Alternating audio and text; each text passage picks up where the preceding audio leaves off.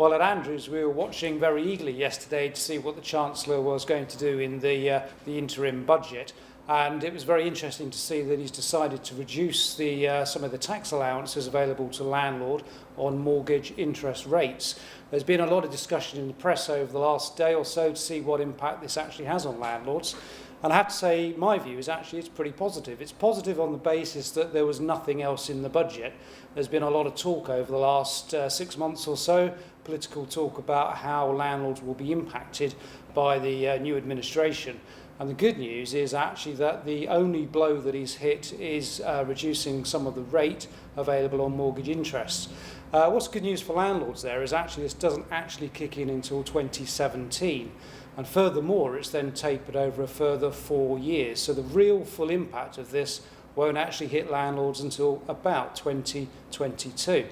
And of course, with inflation over that period of time, I think most landlords will be able to mitigate any loss that they've had on these decreases in interest. So that's pretty interesting.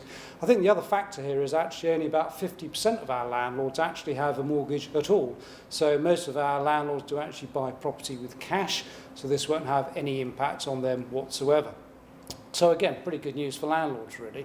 I think the other feature we ought to consider is always the small print in these things. There were some other features in the budget yesterday.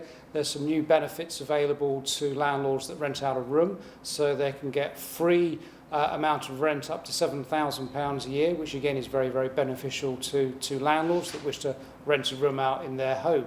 So that's an area that Andrews can help landlords with. I think the big thing behind this is that it's an investment. All investments carry risks, and the key feature is for landlords to get a tax expert to advise them. There are a number of ways in which you can actually mitigate your tax obligations. One very interesting one is where you can elect to tax if you own a property jointly. So effectively, the income received can be allocated to the lower tax rate payer of the joint ownership. At Andrews, we can advise you on these areas, but we are actually running a series of seminars, in fact, this evening and over the next few evenings, with tax specialists to actually help you tax plan on your investments. Thank you very much for listening.